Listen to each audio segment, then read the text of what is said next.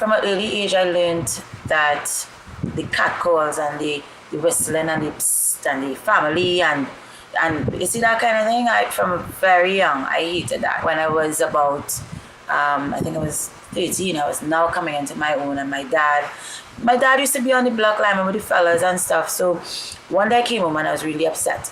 And he said, "What happened?" I said, "I hate to come home in the afternoon because every time I pass by the corner, the fellas and them is psst and family." He said, "What do?" I said, "Well, I just ignore them and I walk away." Because that is your natural instinct. If you don't like something, you just ignore it and walk away. And my dad told me, he said, "No, you're doing the wrong thing." And I think my father and my relationship was very integral in me becoming the strong person that I am today. He told me exactly how to deal with it. He said, the next time they talk to you like that, if you don't like it, you say something.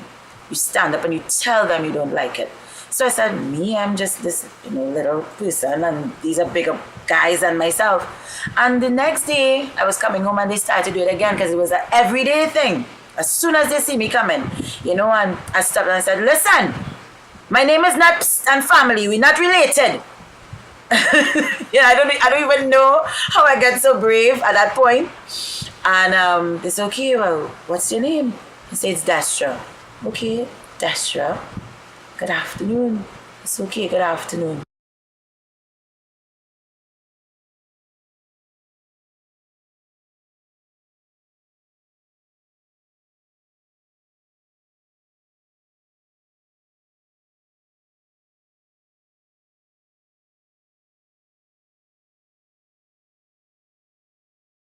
It is so pervasive in every aspect of our lives, from professional lives to media and entertainment to,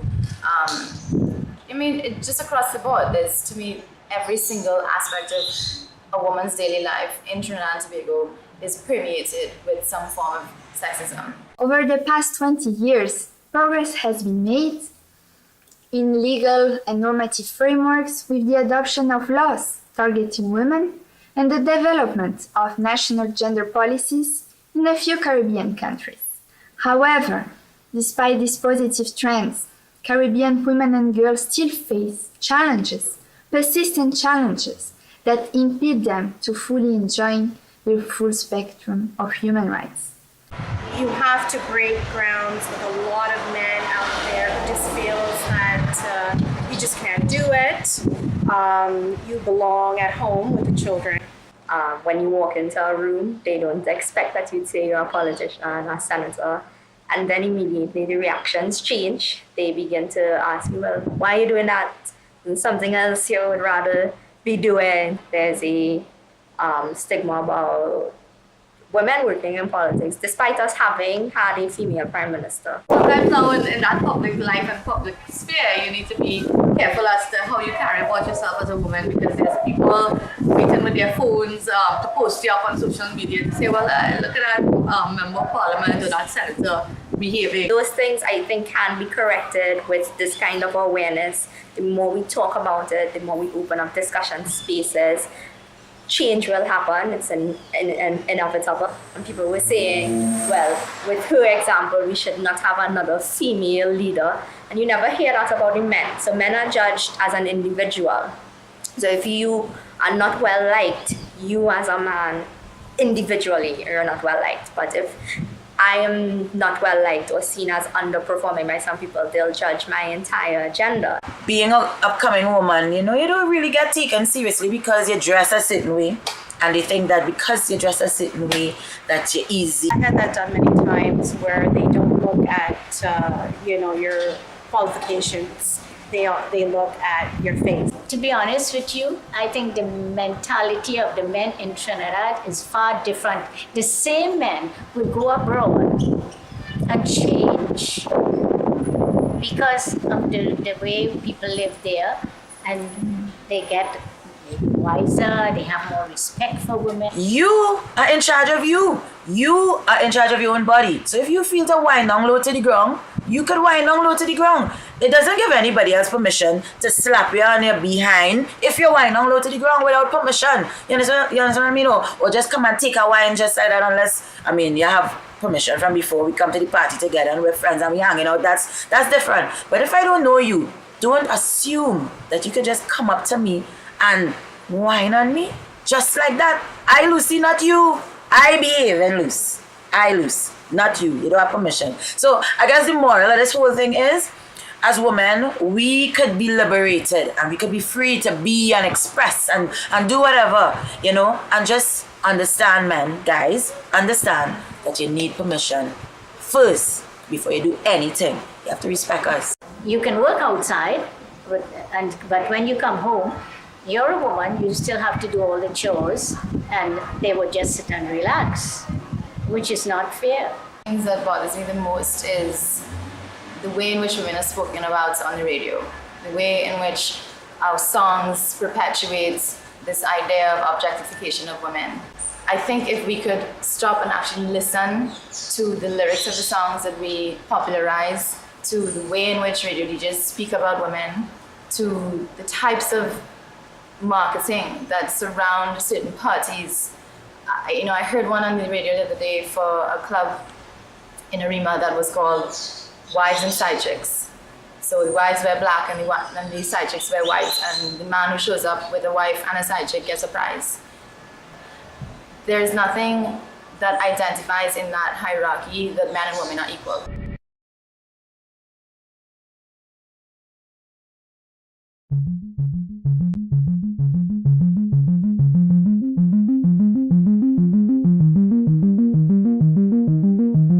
Once a guy, well, I guess the worst thing a guy ever said to me was like, if I had you in my bed, you wouldn't believe what I would do to you. And that was probably the worst thing. Was that what he said, dude? Yeah, I was in Europe and I was just walking to get a maxi. I remember walking down the street once. I grew up in St. Vivaldi, by the way, and my mom and I, we were walking, doing some Christmas shopping actually, and there was these guys at the side of the road, and they were like saying really rude things, and I was probably about 14 years old, and I remembered my mom getting really upset, stopping and yelling at them. For example, you're walking in the street, you're going about your daily business, and you wake up in the morning feeling refreshed. It's a beautiful day, it's a new day, you're living a new life, and you decide, you know what, you want to look the way you're feeling, and you dress in your slim fit jeans, it fits in you nice, they're looking at you, they're suiting you, it's not, if someone tells me good morning, fine, no problem, I'll tell you back morning, but I'll continue to walk my way because you're a stranger to me. But then they'll have some sort of comment to tell you that it might be derogatory, or they're hitting on you, they're telling you something about the way this jeans fitting you, and then you don't reply to that, and then they'll turn around now and they'll curse you. I think men, if we're placed in the role of women on a daily basis, would not enjoy any of this so-called complimentary behavior. It doesn't feel like. I can't tell you all to stop it, but I feel uncomfortable if I am crossing the street to go to the bakery and a man will say, baby, those goods, you know? I'm just saying because we're Trinidadians and you understand what I'm saying. I don't like it. I think women deserve a lot of respect. I have seen firsthand, sitting in my car, for example, waiting on someone, see a young girl crossing the street and men are heckling her, telling her rude stuff. And it's not nice because that's somebody's daughter, it's somebody's granddaughter, somebody's wife, somebody's sister. And hey guys, don't you all have sisters and wives and daughters? And so you think about it that way.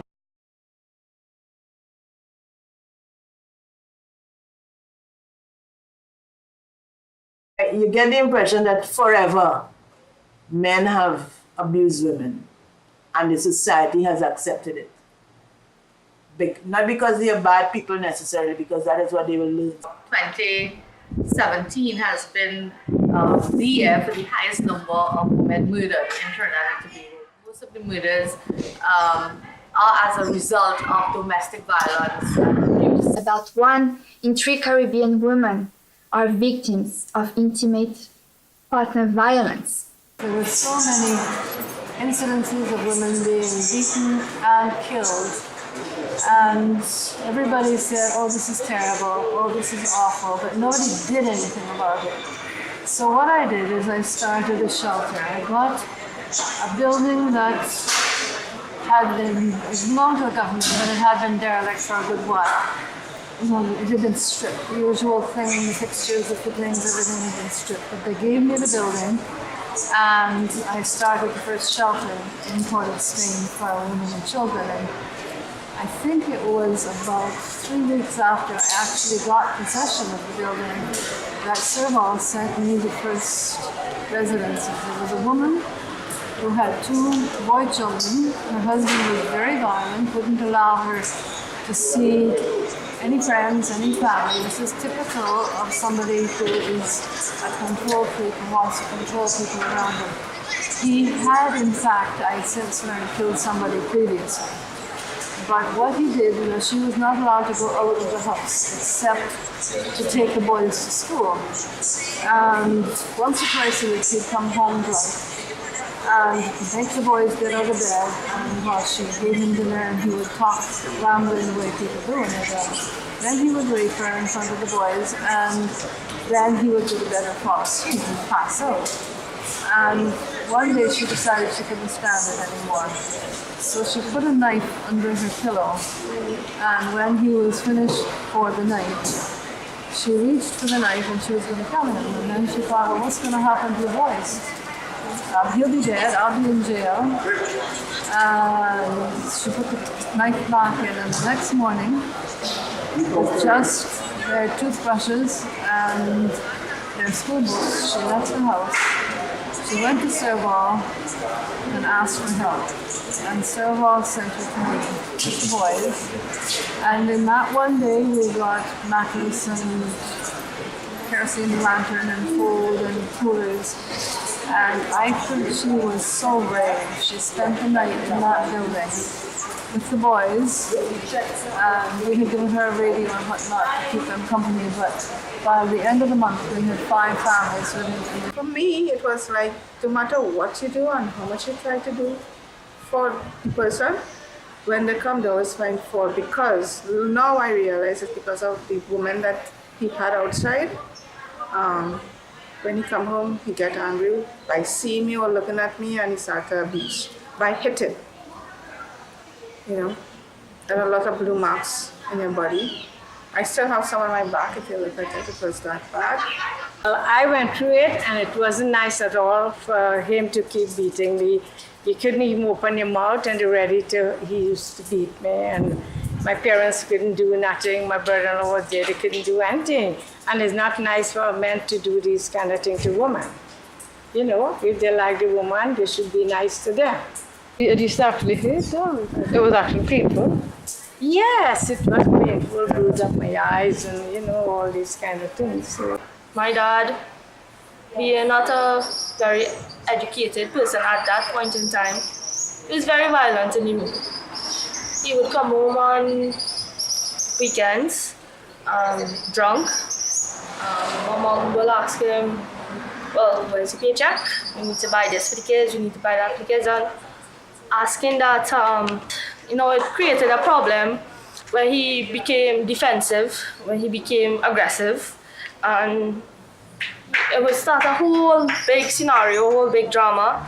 Next morning, my mom would have marks on her face, blue eyes, marks on her skin. Sometimes they're pregnant and they face abuse where they lose their baby. If you don't see about it in time, they'll lose their baby and they'll lose their life as well. I remember one man, he had the part of what happened, and he started laughing at me, sorry, you're a laugh. Another one say, well, they shouldn't be out if you can't deal with them kind of thing.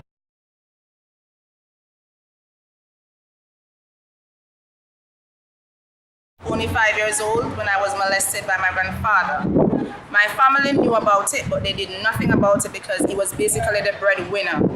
And we realized that this is happening a lot today, where the men, the stepfathers, the grandfathers, even some fathers, they're actually sexually abusing their own children, and mothers or aunties, they're afraid to really speak up and out about it because they are the breadwinner, and for some reason they love the man more than the child. And so this book is to bring awareness. So it has some signs of how you can tell if somebody is traits, like certain traits that abusers have in common, like they're extremely jealous and they try to control you and stuff. But sometimes it happens so slowly and it eats away at you that you don't realize it's happening. Men who expose the violence in their home and see like the father hitting the mother, for example, they might think it's okay to hit another woman, or it's okay to treat women in a particular way because of observation. And of course, we know that we learn through observation. People who are in the police service or in the regiment, where they are taught to use violence as part of the tools of their trade, so that if people are crooks or violent in the public, they are taught how to use violence to control them. And sometimes they get into a role confusion where at home people are being difficult and objecting to things, and they use the tools that they were taught to use in their job as a police officer or soldier, I guess. And it's simply a role confusion. Not everybody who battles is evil, and you have to make that point. Sometimes they are confused and lost, and they need help as well. And so we try to help. Physical, psychological. Children suffer in Trinidad and Tobago, suffer an enormous amount of abuse. It's what they've learned. They learn that somebody who loves you can beat you. If you learn that, then you love somebody and you beat them because that's what you've learned.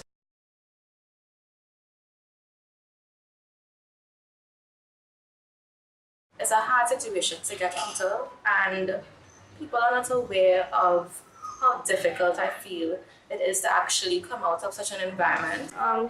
Women don't say it out loud because they're afraid that they're going to be stigmatized by not only society but by their family. Once you begin to say, well, what was your choice in the matter, or what was your hand in the matter, at no point in time should the victim be blamed for violence against them. She looked for that, she shouldn't be wearing that, she know that would have happened because she was drinking with him. Those things should not ever be taught.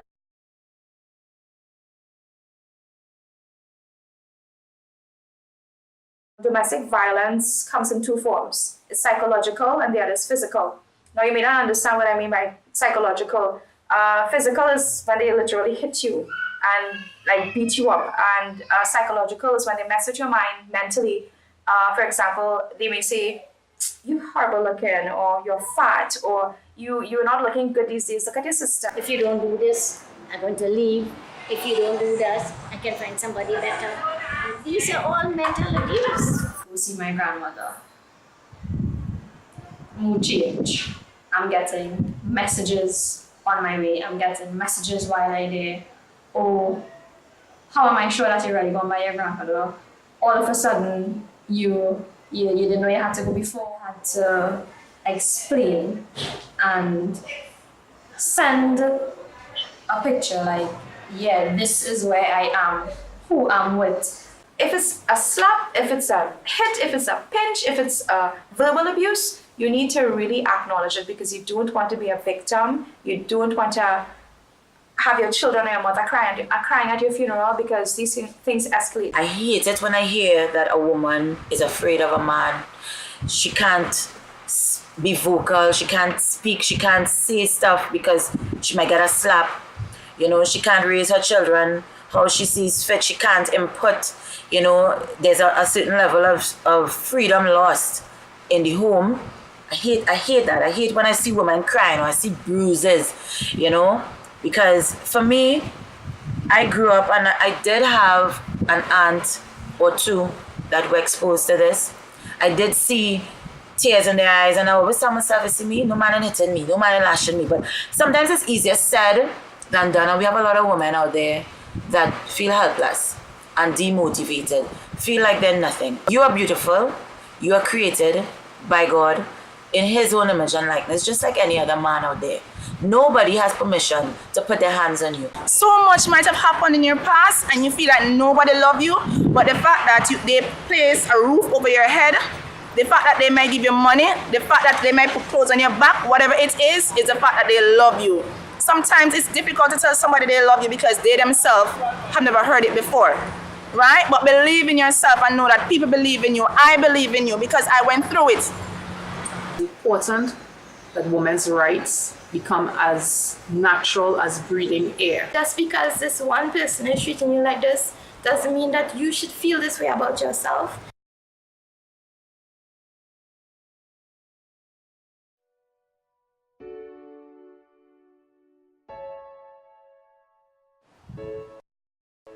To be woman is to learn to bite your tongue to save your neck. Risk your face to get respect. To be woman is to be told that the sky is the limit, but only see it from behind the glass ceiling. To be woman is to need to redefine the meaning. Because if we are human beings, then why are women being treated as less than?